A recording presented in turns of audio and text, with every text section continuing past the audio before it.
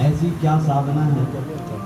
पेड़ से उल्टा लटकना पड़ रहा, रस्सी के बल पे पांव बांध करके लटका हुआ है। तो ये किसने कहा कि पांव को रस्सी से बांधकर पेड़ से उल्टे लटक जाओ? बोले मन ने कहा।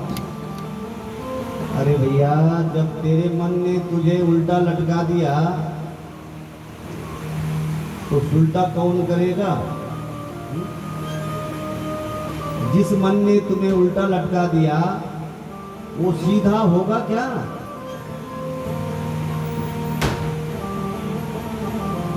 भाव कहने का यह है कि ये मनमुखी साधना से परमात्मा नहीं मिलते, ये गुरुमुखी साधना से परमात्मा की प्राप्ति होती है। और गुरुमुखी साधना क्या है? वो आप कथा के माध्यम से, दृष्टांतों के माध्यम से श्रवण कर रहे हैं। लोग कहते हैं कि हमें सद्गुरु अच्छा मिल जाएगा। हम कहते हैं कि अगर आपकी श्रद्धा सच्ची है तो गुरु चाहे कैसा भी हो आपका बेड़ा पार है। और गुरु अच्छा है और आपकी श्रद्धा डगमगा रही है, विश्वास नहीं है वचनों पे, तो फिर 84 का चक्कर छूटने वाला नहीं। तो ऐसे एक राजा थे, उनकी एक बेटी थी। बेटी का मन ही बाल्यावस्था से ही परमात्मा में लग गया, छोटी अवस्था में टिक्के लगाना, परमात्मा की भक्ति करना। और जहां कहीं वो फूल देखती, खिले हुए फूल जैसे ये हैं, तो उन फूलों से कहती, आज खिले कल झुक चले, परसों मिल गए धूल। देख दशा यूं फूल की, फिर क्यों फूलत फूल। वृक्ष को देखती है, पेड़ों को देखती है, तो कहती है कि वृक्ष बोला पात से, सुन पत्ते मेरी बात। इस घर की यह रीत है, एक आवत एक जात। जैसे ये पत्ते फिर दूसरे साल नहीं होंगे। ऐसी सी बातें वो करती थी अकेले में। राजा ने देखा कि ये तो गृहस्थी के लायक है नहीं लड़की, ये विवाह तो करेगी नहीं। जो पत्तों से फूलों से ऐसी बातें करती है, ये गृहस्थी नहीं बसाएगी। अगर जबरदस्ती कर भी देंगे इसके आप विवाह, तो ये घर आएगी। इसलिए राजा ने क्या किया कि राजमहल के आसपास में एक सुंदर सा भवन बनाया और उसके लिए एकांत महल बनाया। राजा की बेटी थी, बहुत सारे आभूषण उसके पास थे। अकेले में परमात्मा का चिंतन करती, अपने में ही बात करती, पागलों की तरह। जो अकेले में अपने में बात करे उसको संसार के लोग पागल कहते हैं। तो एक दिन रात्रि का समय, पहला पहर, उस राजकुमारी के भवन के पीछे एक चोर नकाब लगा करके बैठा हुआ था। वो इंतजारी में था कि थोड़ा सा बाहर का माहौल शांत हो तो हम भी अंदर घुसे और कुछ लूटपाट करके चोरी करके भागे। जैसे उसने उस राजकुमारी की बातें सुनी,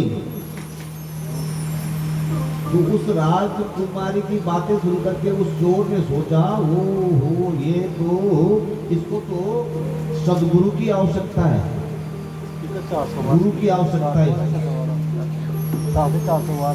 वो चोर बन गया बाबा। बाबा होने में कठिनाई कोई नहीं है, बनने में कोई कठिनाई नहीं है, बाबा होने में कठिनाई है।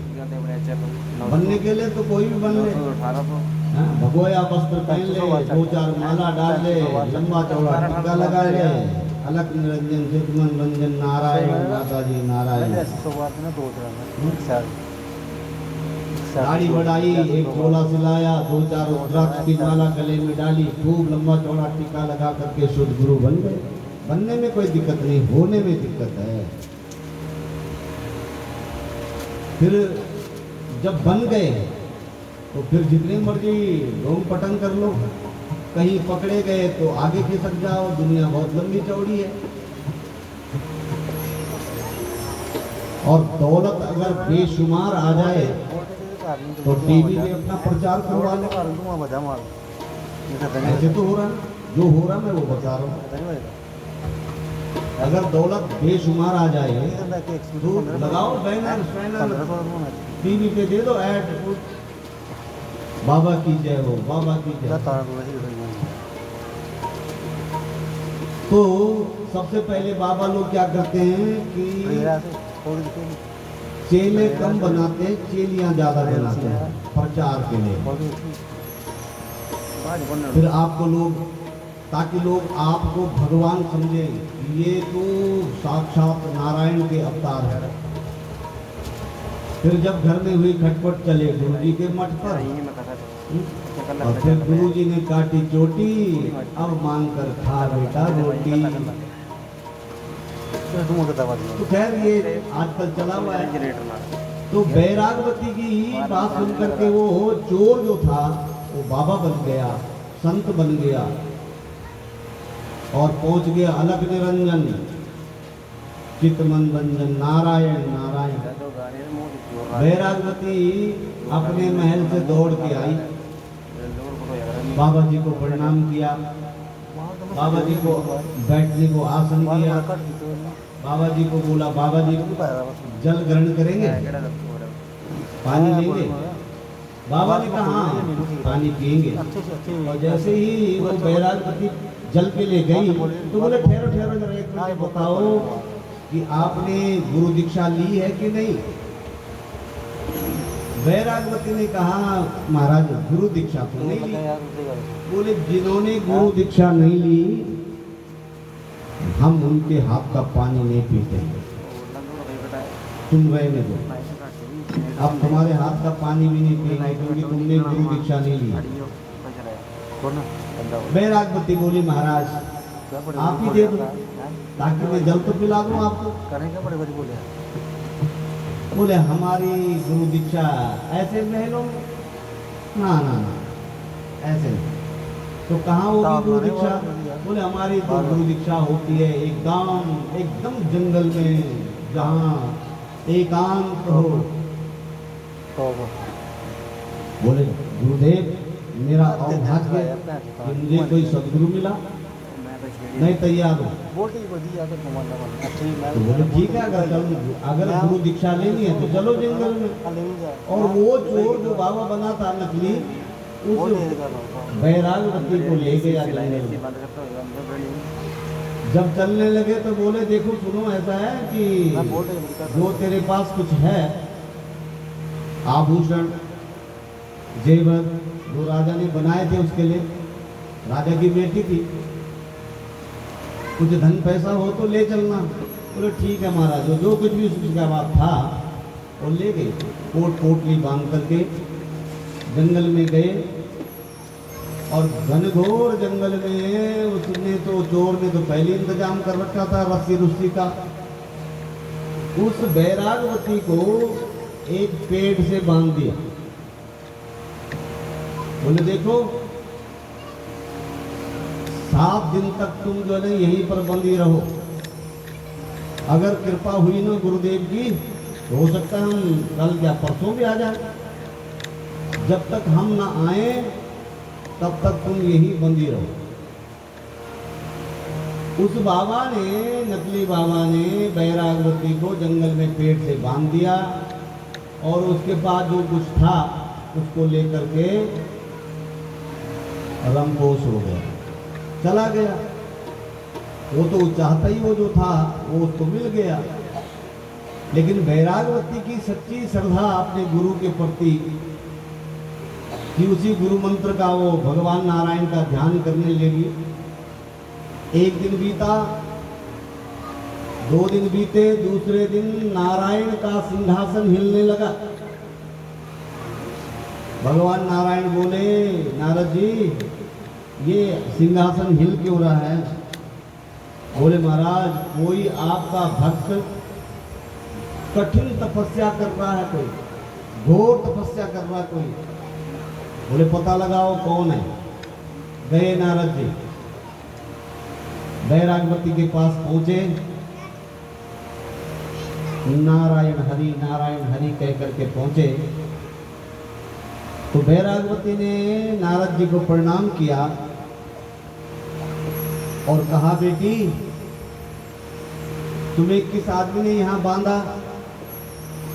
मैं तुम्हें बंधन मुक्त करने आया हूं। अरे किस, पता नहीं किसने तुम्हें यहां बांध दिया, मैं खोल देता हूं इसको, रस्सी को खोल देता हूं।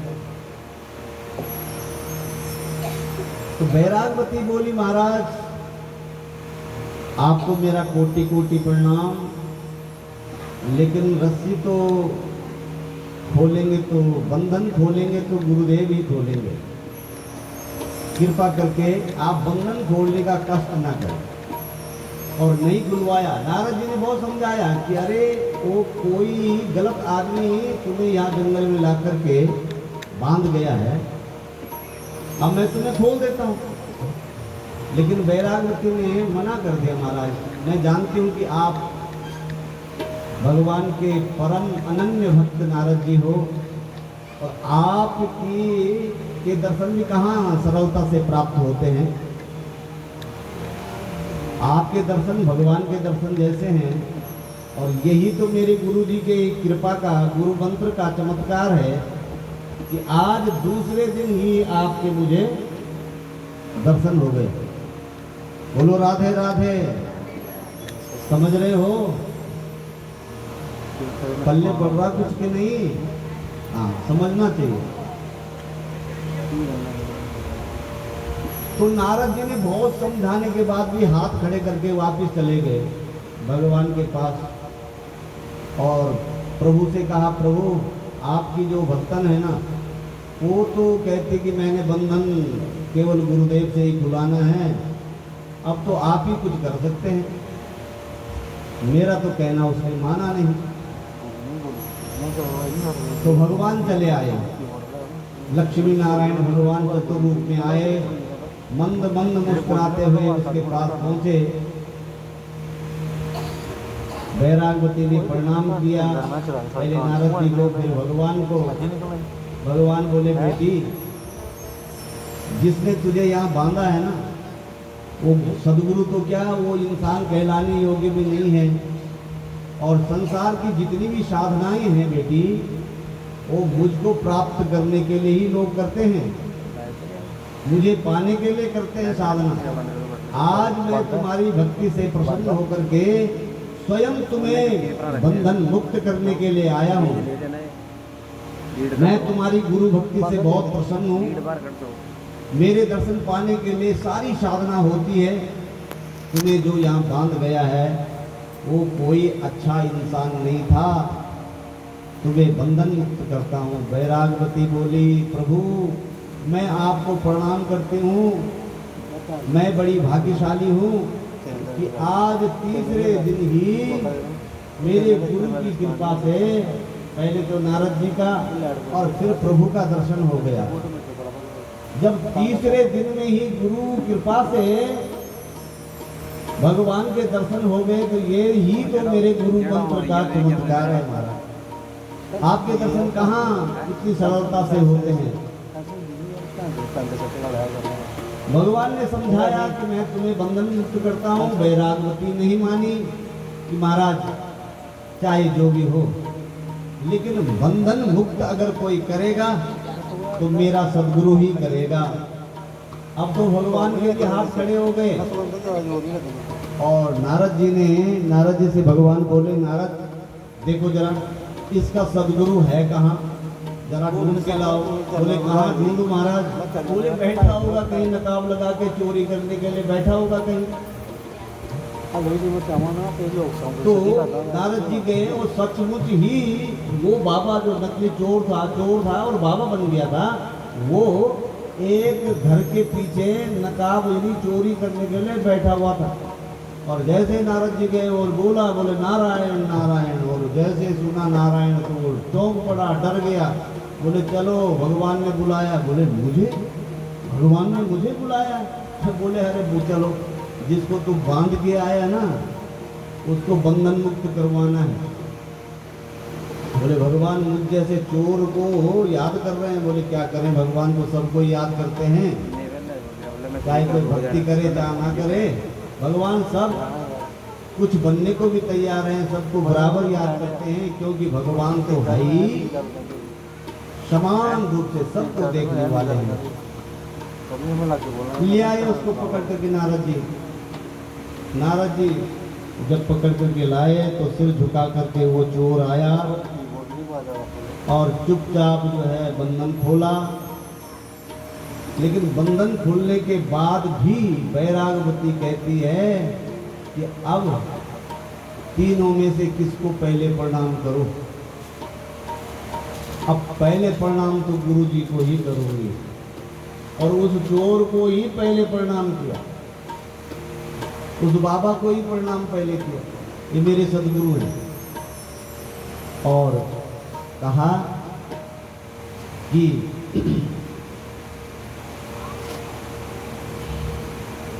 बंदों प्रथम, मैं वंदना जो प्रथम करूंगी वो गुरु जी की करूंगी।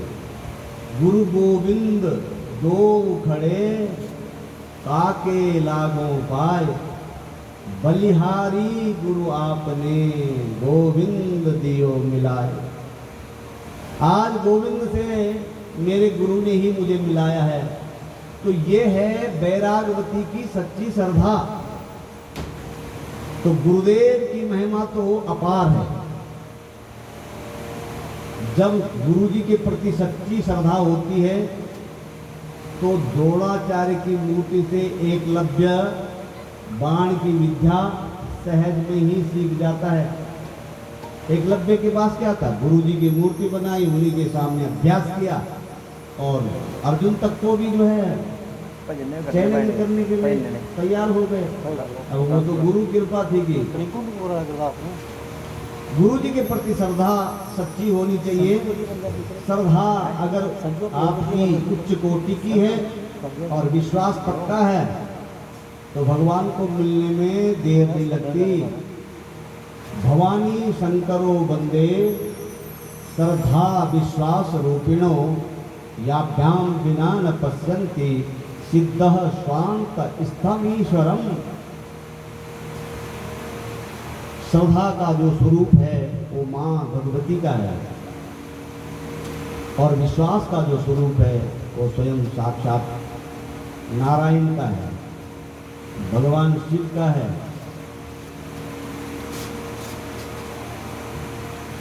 तो श्रद्धावानम लभते ज्ञानम, जो श्रद्धावान होते हैं उन्हीं को ही परमात्मा की सत्ता का ज्ञान होता है। पर यहाँ पर कथा का उद्देश्य यह है, ये नहीं है कि सबके गुरु सब चोर ही होते हैं। सबके गुरु ऐसा नहीं है, वो तो एक संयोग था। अपनी श्रद्धा सच्ची रखें, भगवान की कृपा से हमें सद्गुरु जरूर मिलेंगे। और भगवान का द्वार ही गुरु का द्वार है, दीवार नहीं द्वार है। दीवार और द्वार में ज्यादा अंतर नहीं होता। दीवार में से कुछ निकाल दो तो वो द्वार बन जाता है और दीवार में कुछ लगा दो तो वही द्वार बन जाता है।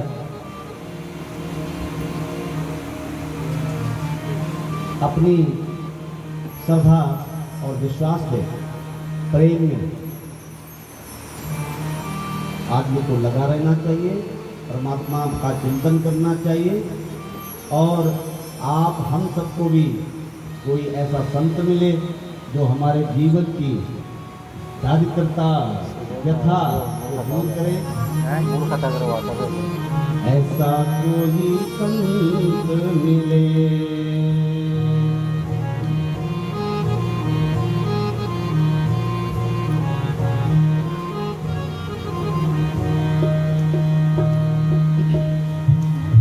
सभी लोग अब अपने गुरु महाराज का ध्यान करते हुए प्रेम से और श्रद्धा के साथ में गाएंगे। मुझे प्रेम का पंथ बता दे, ऐसा कोई संत मिले। मुझे प्रेम का पंथ बता दे, ऐसा कोई संत मिले। प्रेम का पंथ बता दे, ऐसा कोई संत मिले। ओ मुझे प्रेम का पंथ बता दे, ऐसा कोई संत मिले। ऐसा कोई संत मिले, ऐसा कोई भगवंत मिले। ऐसा कोई संत मिले, ऐसा कोई भगवंत मिले। ऐसा कोई संत मिले, ऐसा कोई भगवंत मिले। ओ ऐसा कोई संत मिले, ऐसा कोई भगवंत मिले। मुझे प्रेम का पंथ बता दे, ऐसा कोई संत मिले। प्रेम का पंथ बता दे, ऐसा कोई संत मिले। हम लोग भाव से, प्रेम से, श्रद्धा से तालियां बजाते हुए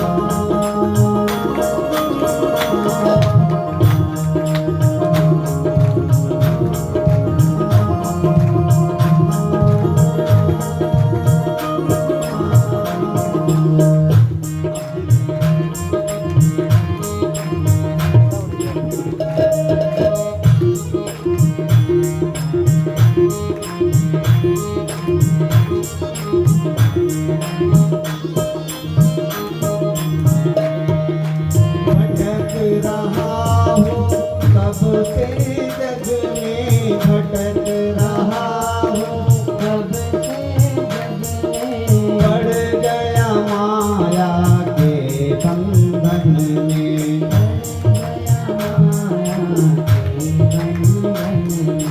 भटक रहा हूँ कब से जग में, पड़ गया माया के बंधन में।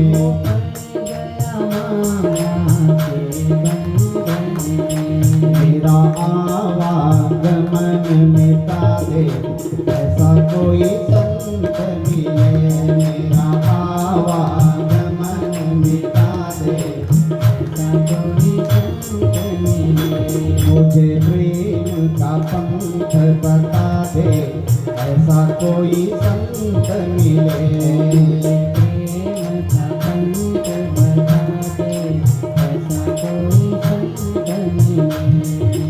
ऐसा कोई संत मिले, ऐसा कोई भगवंत मिले।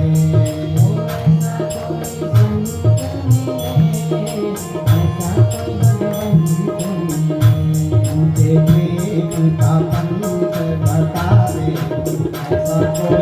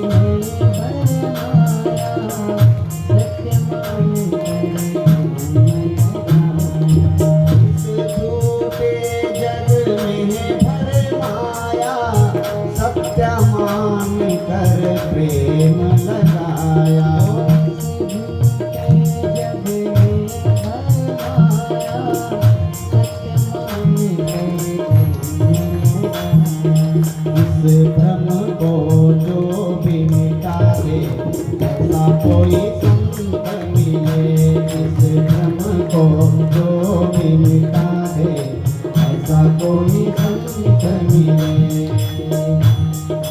प्रेम का पंथ बता दे ऐसा कोई संत मिले।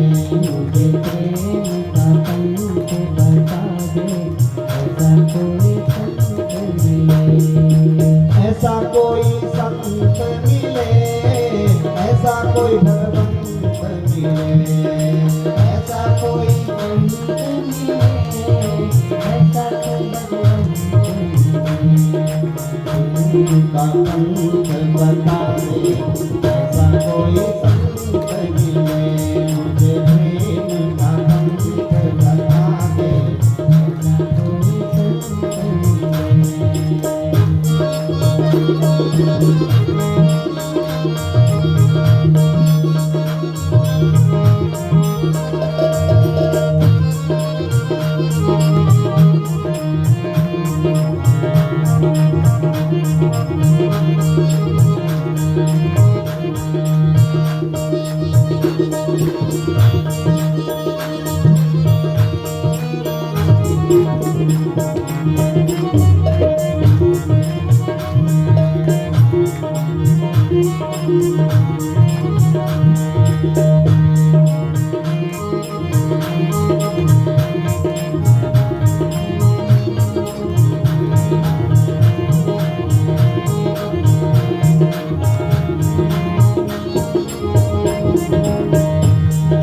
संत तरस का बड़ा है मातम।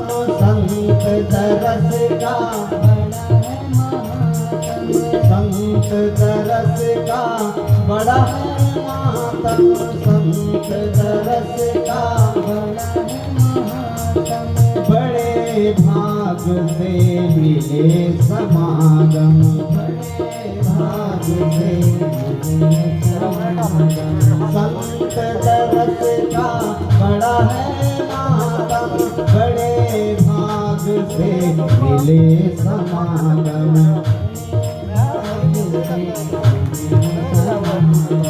मुझे प्रभु की शरण लगा दे ऐसा कोई संत मिले। मुझे प्रभु की शरण लगा दे ऐसा कोई संत मिले। ऐसा कोई संत मिले, ऐसा कोई भगवंत मिले। ऐसा कोई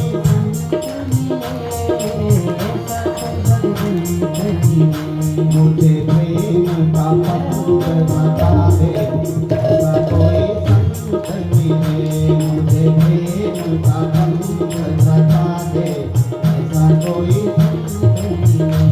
मुझे प्रेम का पंथ बता दे ऐसा कोई संत मिले। मुझे प्रेम का पंथ बता दे ऐसा कोई संत मिले। क्यों मिले संत? क्योंकि ये जीवन दिन चार रहेगा। ये जीवन दिन चार रहेगा। ऐसा अवसर फिर न मिलेगा।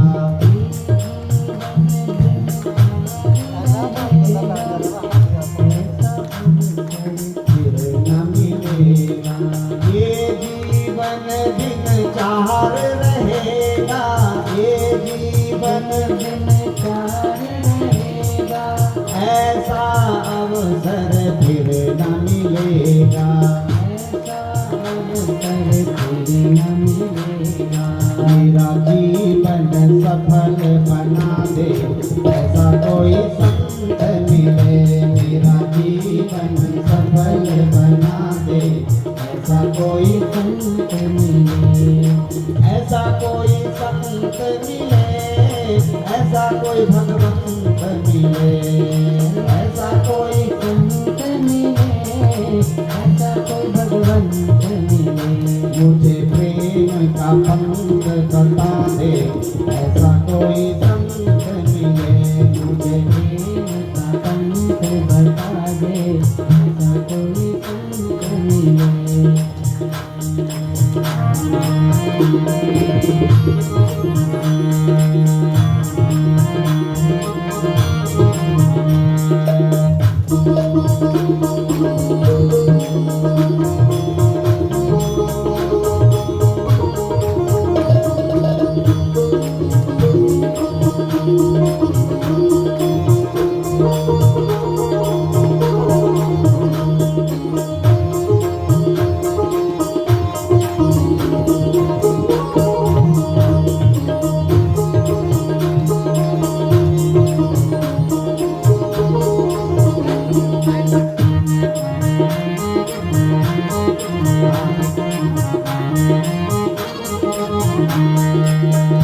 संत कृपा बिन हरि नहीं मिलते, संत कृपा बिन हरि नहीं मिलते, आप सभी दर्शन से धुलते, आप सभी दर्शन से धुलते।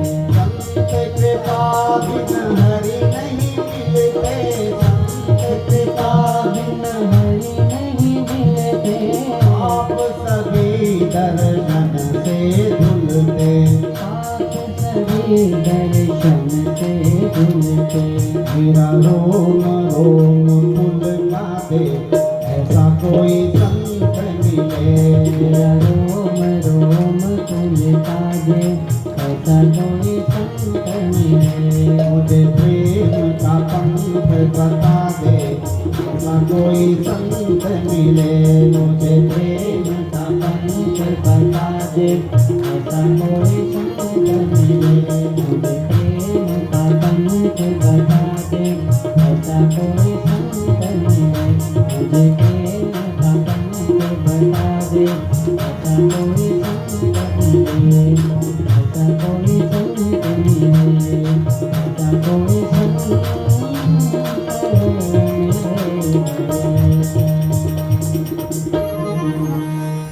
बोलो गुरुदेव महाराज की, सदगुरुदेव भगवान की जय जय श्री राधे।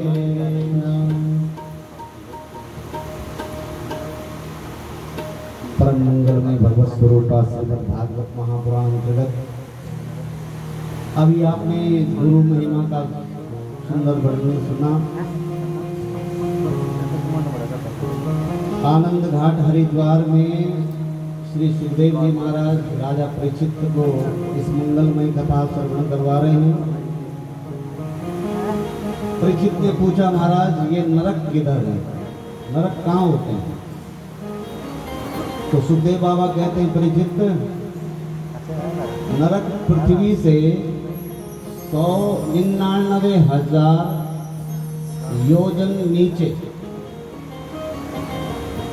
समयनीपुरी में है,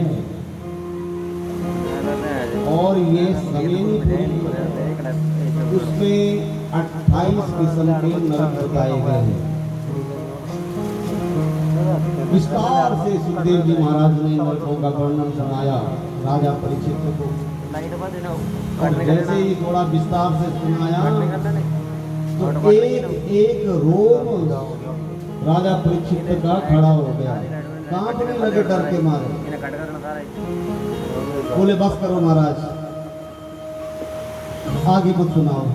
इतनी घोर यातनाएं नरक में होती है। सुखदेव जी बोले, परीक्षित डरने की बात नहीं है। परीक्षित बोले, महाराज डरने की बात नहीं, आप ही तो सुना रहे हैं। क्या मनुष्य की ये भी गति होती है ऐसे ऐसे? तो सुखदेव जी बोले, परीक्षित नरकों का तो जीवों के कल्याण के लिए बनाया गया है। बोले, महाराज ऐसा क्या कल्याण, इतनी घोर यातनाएं? देखो भगवान ने सुंदर तन दिया, और हमने क्या किया कि कपड़े पर, ये सुंदर रूपी कपड़े पे दाग लगाते गए लगाते गए लगाते गए। तो जो कपड़ा हम अपने आप नहीं धोते हैं, उस कपड़े को कहाँ भेजते हैं? लॉन्ड्री में, धोबी घाट भेजते हैं। तो धोबी तो अपने हिसाब से कुटाई करेगा कपड़े की, क्योंकि धोबी का ना कपड़ा है ना घाट है, अपने हिसाब से कुटाई करेगा। तो जब जीव अपने जीवन में अनेक प्रकार के पाप का दाग लगा देता है और प्रायश्चित के साबुन से उसे नहीं धोता है, तभी नरक में वो व्यवस्था बनाई गई है। जैसे कपड़े धोने के लिए धोबी घाट, धोबी घाट में वही कपड़ा जाता है जो आप अपने आप नहीं धोते। परीक्षित बोले, महाराज सफाई हो जाए ये तो अच्छी बात है, पर ये तरीका बड़ा विचित्र है नरक में सफाई का, सुधारने का। सुखदेव जी बोले अरे भाई वहां तो उनको जाना पड़ता है जो अपने कर्मों की सफाई स्वयं नहीं करते हैं। देखो धर्मराज के जो लेखक हैं चित्रगुप्त, वो अपनी डायरी में मनुष्य के प्रत्येक जीव के कर्म तभी लिखते हैं जब वो प्रायश्चित नहीं करते। जिनमें अगर कोई गलती हो गई, भूल हो गई, पाप हो गया, तो रात्रि विश्राम से पहले, शयन से पहले उसका प्रायश्चित कर लेना चाहिए, ताकि चित्रगुप्त को अपने खाते में लिखने की जरूरत ना पड़े। और यदि रात्रि में कोई गलती हो जाए, पाप हो जाए, तो सुबह बिस्तर त्यागने से पहले उसका प्रायश्चित कर लेना चाहिए। तो चित्रगुप्त उस बात को लिखता भी, लिखता किसकी है? बोले जो प्रायश्चित नहीं करते हैं। तो महाराज वो प्रायश्चित का साबुन कैसा है? सुखदेव जी बोले नोट करो, हमारे पास ऐसा बढ़िया साबुन है, इतना बढ़िया है कि एक बार धो दिया तो दाग ढूंढते रह जाओगे। ऐसी आते ना ऐड आजकल, कपड़े धोने के साबुन की ऐड ऐसी आती, बोले एक बार यूज करोगे, प्रयोग करोगे तो दाग ढूंढते रह जाओगे। ऐसे ही यहाँ पर भी यदि ऐसा कोई संसार में नहीं है जिससे कोई गलती नहीं होती है, भूल नहीं होती है, पाप नहीं होता है, लेकिन उसके लिए प्रायश्चित भी तो होता है। सुखदेव जी कहते हैं परीक्षित, जैसे भुवन भास करके सूर्य के उदय होने पर अंधकार समाप्त हो जाता है, ऐसे ही भगवान के नाम लेने से समस्त पाप भस्मीभूत हो जाते हैं। परीक्षित बोले महाराज ऐसा कभी हुआ कि कोई पापी रहा हो और उसके पाप भस्मीभूत हुए हों भगवान के नाम लेने से? बोले हुआ, मैं तुम्हें उसका प्रमाण देता हूं। तो प्रमाण देते हैं। क्या प्रमाण दिया? सुनो राजन, कन्नौज नगरी में एक बड़ा ही भक्त वेद पाठी ब्राह्मण, वेदों का ज्ञाता था, ध्यान से सुनना, माता पिता की सेवा भी करता था, सेवक था माता पिता का, आज्ञाकारी पुत्र था, सब कुछ बिल्कुल एकदम ठीक था। पर गुरुदेव योगवश एक बार जब वो जंगल में गया और जंगल में उसने क्या देखा कि एक शूद्र को वैश्या के साथ समागम देखा और वहीं पर बुद्धि पलटा खा गई। एक शूद्र को किसी वैश्य के साथ देखा उसने गलत काम करते हुए, तो वहीं से बुद्धि भ्रष्ट हो गई और वो भी उस वैश्या के चक्कर में पड़ गए।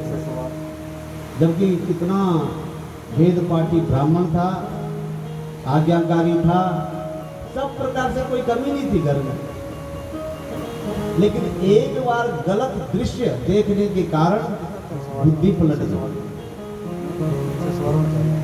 और वो ब्राह्मण उस वैश्या के साथ ही हो गया। घर में धर्मपत्नी थी, सुलक्षणा भार्या थी, पतिव्रता नारी थी, माता पिता को छोड़ करके, परिवार को छोड़ करके उस वैश्या के चक्कर में पड़ गया। और जब वैश्या के चक्कर में पड़ा तो वहां भी उसकी संतानें हुई और उनके पालन पोषण के लिए, अभी तक तो पहले ब्राह्मण था, ब्राह्मण वृत्ति करता था, पूजा पाठ हवन यज्ञ करवाता था, लेकिन आज बुद्धि ऐसी पलटी कि वैश्य के चक्कर में पड़ करके चोर बन गया। अब तो डकैती करने लगा, डाके डालने लगा। और चोरी करके उस वैश्या का और उस वैश्या के द्वारा जो बच्चे हुए, संतानें हुई, उनका पालन पोषण करने लगा। वहां भी उसकी 10 संतानें हुई। और एक बार संतों की कोई टोली आई तो गांव वालों से पूछा, भैया यहाँ कोई संत है जो हम लोगों की रख सके अपने गांव घर में एक रात के लिए? तो किसी ने मजाक मजाक में कह दिया, बोले इस गांव में संत एक ही है और उस चोर का नाम, उस डकैत का नाम, जिसका नाम था अजामिल। अजामिल का घर बता दिया, वही करेगा तुम्हारी सेवा। तो गांव में होते हैं ऐसे फिरकी लोग भी जो पूछ रहे हैं कुछ और बता कुछ रहा है। अब उसके घर में पहुंचे, वो जो अजामिल था वो तो कहीं गया था चोरी करने, और वो जो उसकी घरवाली वैश्या जो थी उससे पूछा कि अजामिल का घर